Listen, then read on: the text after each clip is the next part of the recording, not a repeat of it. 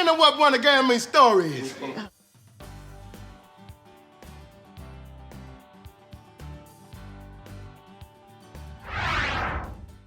Number 20, Cast List. This sketch, which was cut for time, sees a group of excited teens awaiting the posting of the Bye Bye Birdie cast list by their theater teacher, Will Ferrell's Mr. Koenig. I see the sharks are circling the boat. Oh my God, so funny, Mr. Koenig. Shut up, Beth. The whole cast energy perfectly captures the theater kid wanting to know who gets which part energy of every high school ever. Mr. Koenig's imperious attitude and vague hints about who may or may not have gotten a part are also pitch perfect. Miles, would you kiss a girl with tongue if the role required it? I know your family is the difficult kind of Christian. However, when Ferrell steps in front of the list to block it from view, practically everyone gets the giggles. Back up, please. Back up. Please. What are you doing? And they have a hard time shaking them through the rest of the sketch. We were already laughing, but seeing everyone lose it never fails to take us out. Number 19, Gap's Girls at the Food Court. The Gap Girls, played by Chris Farley, David Spade, and Adam Sandler, appear several times during the show. You guys have been watching too much Cork TV. I know. Have you been following the Menendez trial? However, this occasion sees the trio frequently struggling to hide their laughter. Their use of 90s Valley Girl speak is hilarious throughout, but there are a few moments in particular that cause them to break. The first is after Farley drops the falsetto and tells Spade's character Christy to lay off of him about eating all the fries. I thought you were trying to lose weight. Lay off me, I'm starving. The next major break is when Sandler's Lucy gets emotional over Christy's boyfriend treating her badly. I hate to see this happen to you. You're my best friend. They may be interested in hot goss, but the Gap Girls' giggles are even hotter. Number 18, New Military Weapon. The United States military is always looking for the next big thing, and this sketch sees a bizarre new asset that they're developing. My orders in heading this project were clear. Make America the technological leader in the battlefield. Host Simu Liu plays a major who reveals the weapon to a senator and a cabinet secretary, Doghead Man. It's literally a dog's head and neck on a man's body. You put a dog's head on a human being's body? A dog's head and neck, ma'am. The real pup's adorable, and its shenanigans lead everyone, particularly Cecily Strong and Mikey Day. Not only would Doghead Man have taken Bin Laden out, he would have eaten him too. Who's the scientist in charge of it, to break at some point. While the moral and ethical implications are horrifying, as a sketch, the results are undeniably cute and funny. Number 17, Corksoakers. At a winery in Italy, a group of tourists are shown around. This is where the final step in the bottling process happens, where we prepare all the corks for all the bottles of Brunello that you saw earlier. Any questions? The two owners, played by Jimmy Fallon and Horatio Sands, introduce them to a special part of the process, cork soaking. The suggestive-sounding words are used liberally throughout for one of the most innuendo-laden sketches ever made. As we like it to say, Corksoakers are born, not made. Amazingly, Fallon isn't the biggest offender here. Instead, it's host Janet Jackson, who can barely make it through her lines without breaking, though she's not alone. So does your wife like soaking cork? And given the elaborate and hysterical puns, we really can't blame her. We'd be real cork soakers if we did. Number 16, Scared Straight. This recurring sketch always features plenty of actors breaking. It sees Kenan Thompson as Lorenzo McIntosh, a criminal attempting to convince others not to engage in big-time offenses, usually joined by the episode's host. On your feet! Now sit down! However, Thompson's up-close and personal approach, as well as Lorenzo's use of movie plots, frequently leads his audience laughing instead of being frightened. Okay, that's definitely E.T.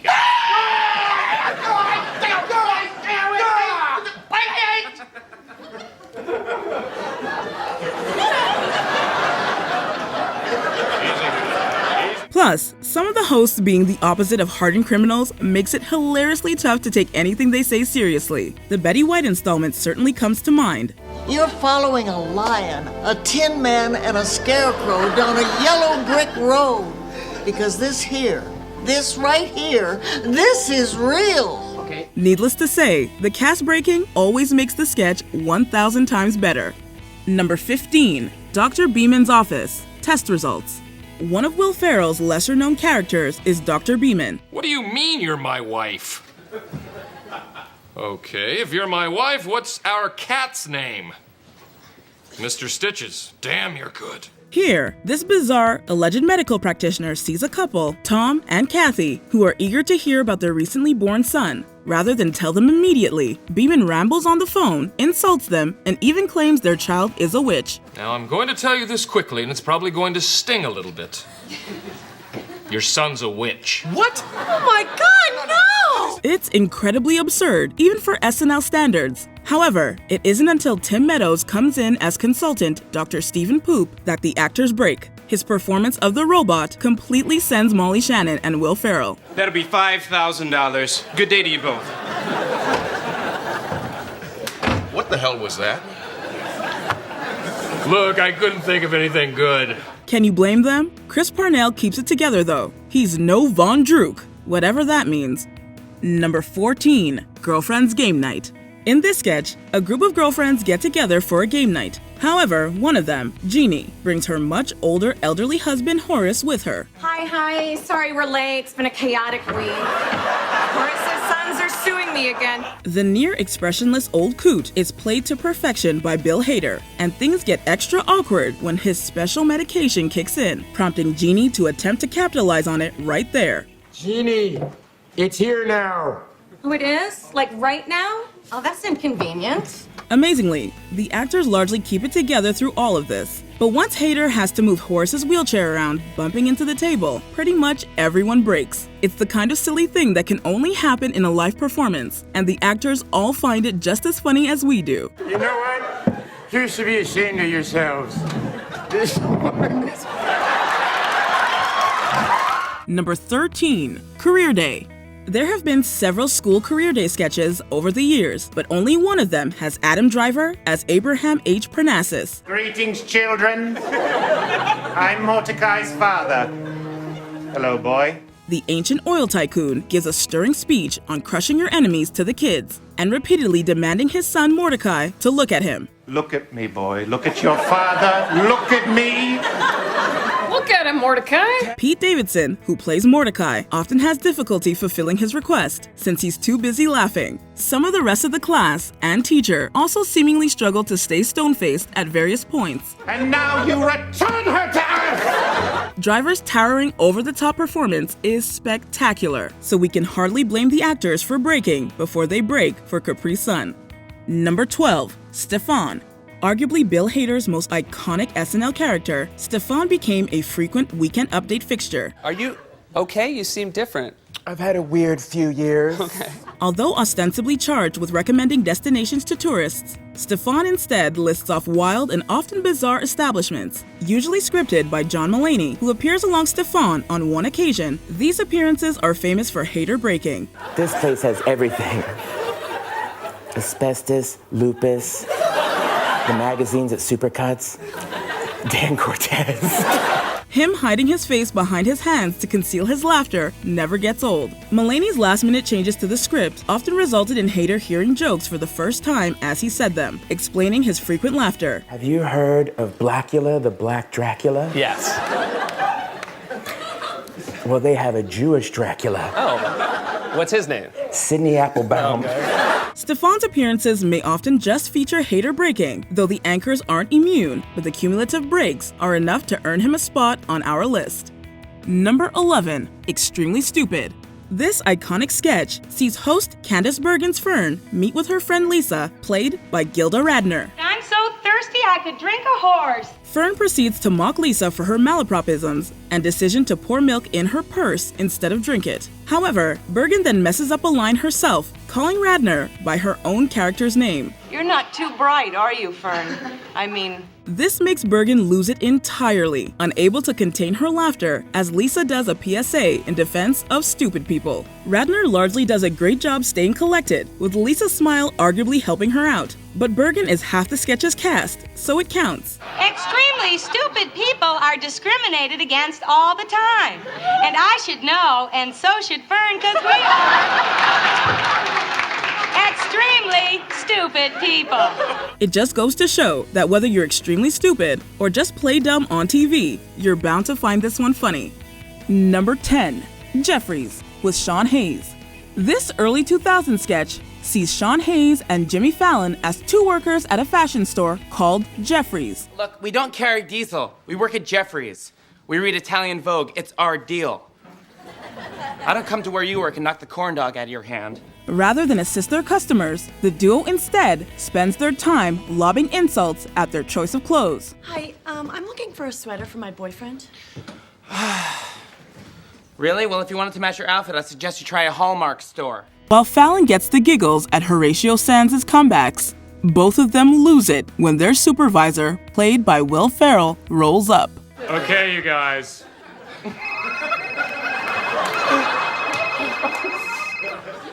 Hold on.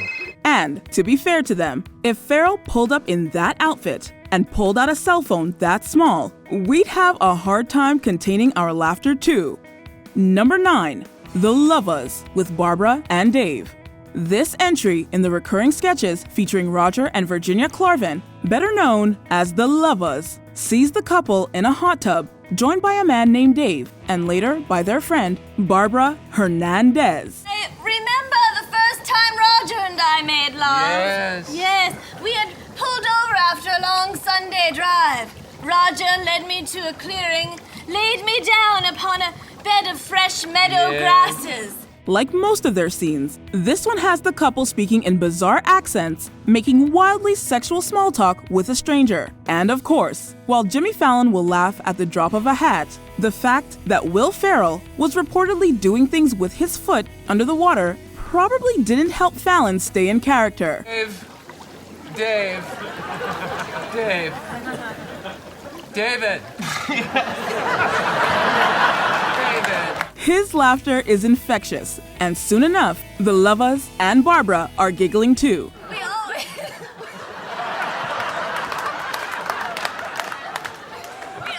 order them up special from the Welsh.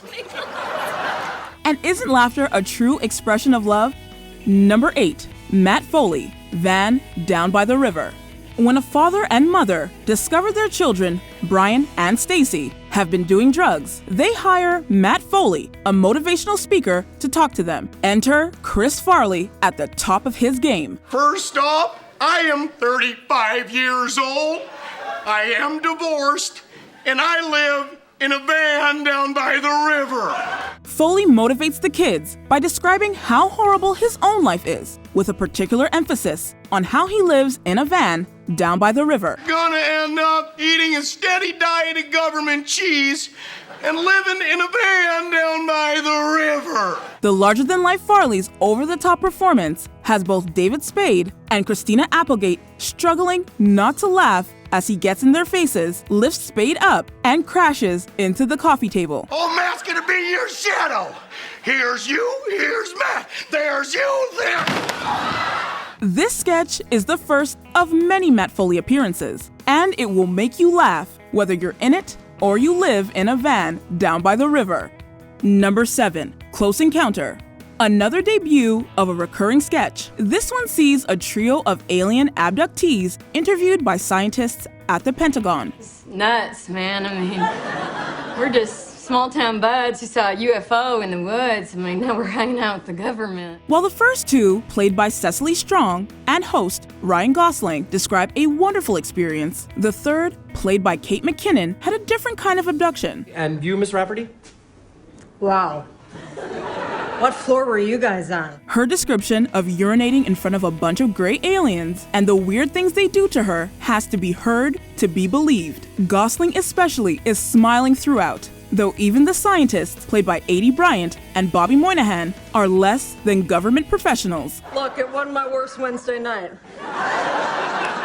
McKinnon's character may not have been dealing with the best of the best, but her performance here gives us a transcendent experience. Number 6, Lisa from Temecula. At a birthday dinner for Shayna, the spotlight is quickly stolen by her sister, Lisa, from Temecula. Lisa, we've heard so much about you. It's so nice to finally meet you.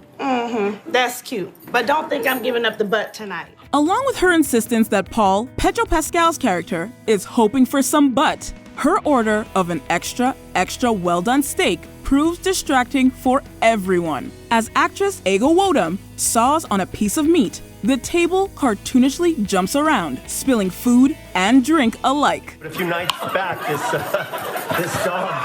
this dog followed me home. I'm about to tear this thing up. Pascal breaks first, as his character has a story to tell, but the rest of the table isn't far behind, including Wodum. Actually,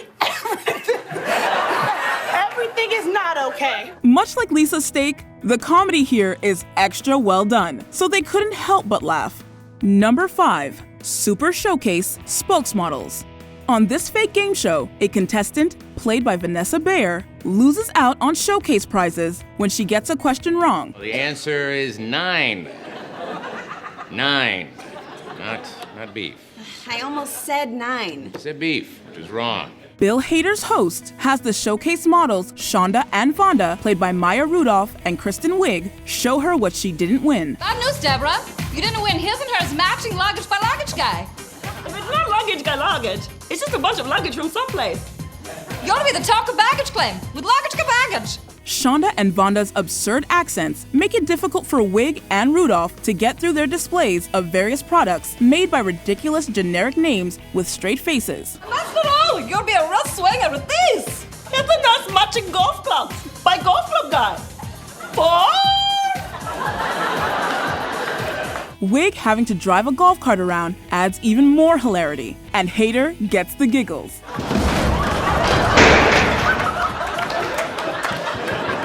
That wasn't supposed to happen. Only Bayer keeps it together. Sounds like she could use some laughs by Laugh Guy. Number 4. Gus Chiggins, Old Prospector. At a military briefing for the Afghanistan conflict, the soldiers are all puzzled during roll call when it becomes clear that one of them is an old prospector. Old prospector. Here! The prospector, Gus Chiggins, proves distracting, given his old-timey sayings and numerous noisy pans. The group gets separated. Where's the rendezvous point? Oh! That's easy. Top of Old Boot Hill. Just follow the dry creek bed. But be careful, there's quicksand. Eventually, their commanding officer reveals that Gus is really a character actor, but that just raises more questions. Will Ferrell's goofy old man voice is too much for even this gathering of comedic actors, and practically everyone breaks at some point during the sketch. You hear me make the sound of a chipmunk? Stay real still. How will we know what that sounds like? Oh, trust me, Joshua, you'll know. Gus doesn't need to do any panning because this sketch is straight up gold. Number 3, more cowbell. Speaking of Will Ferrell breaking everyone, this is one of the most famous SNL sketches of all time for just that reason. I put my pants on, just like the rest of you, one leg at a time. Except once my pants are on, I make gold records. In a recording session for Blue Oyster Cult's Don't Fear the Reaper, fictional band member Gene Frankel, played by Ferrell, goes ham on playing the cowbell during the song. Far from being upset about it, producer Bruce Dickinson, played by Christopher Walken, just wants to hear more of it. To be honest, fellas, it was sounding great, but I could have used a little more cowbell. Ferrell's enthusiastic performance and tight t-shirt, as well as Walken's deadpan delivery of increasingly ridiculous lines, leave everyone else struggling to keep the laughter in. Guess what? I got a fever. And the only prescription is more cowbell. And for the record, we've tried to get doctors to prescribe more cowbell for fevers, but no luck. They think they know better than the Bruce Dickinson. Number 2, Debbie Downer, Disney World. The very first appearance of the eponymous Debbie Downer, this sketch sees the character join a family reunion at Disney World. You guys here on a special occasion? Well, we're here on that new Magical Gatherings family package. Got the whole Matusik clan down from Ohio, right guys? Say hi. Despite the happy surroundings, Debbie can't help but bring the mood down with dire commentary on world events. I guess Roy isn't doing as well as they first thought. What? Who's Roy? Roy of Siegfried and Roy? He was attacked by his own tiger and suffered devastating injuries. However, in contrast to Debbie's grim remarks, actress Rachel Dratch and everyone else in the scene can't stop breaking. Part of this was due to Dratch messing up a line early, setting everyone off, but the frequent wah-wah sound effects were used for the first time in the live show, catching the actors all off guard. By the way, it's official. I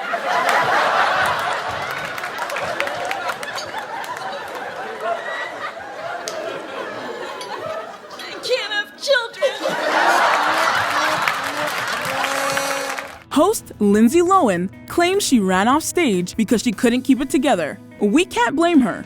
Number 1, the Californians.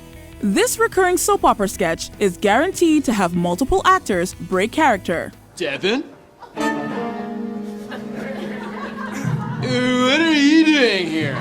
The over-the-top drama of soap operas, paired with dialogue mostly centered on Southern California's roads and freeways, which is delivered with nearly incomprehensible Valley Girl accents, is a recipe for hilarity. I tried to go through to Westwood, but my GPS put me on Beverly Glen, and I didn't want to end up in Encino. The sketch's most recurring actors, Bill Hader, Kristen Wiig, and Fred Armisen, are the most frequent cast to break, though they're far from the only ones. And everyone, just help yourself to some dried Just seeing them make goofy faces in the mirror is enough to get us rolling, so it's impressive they make it through any of the dialogue. If there's an SNL sketch full of character breaks you're broken up didn't make our list, break it to us gently in the comments.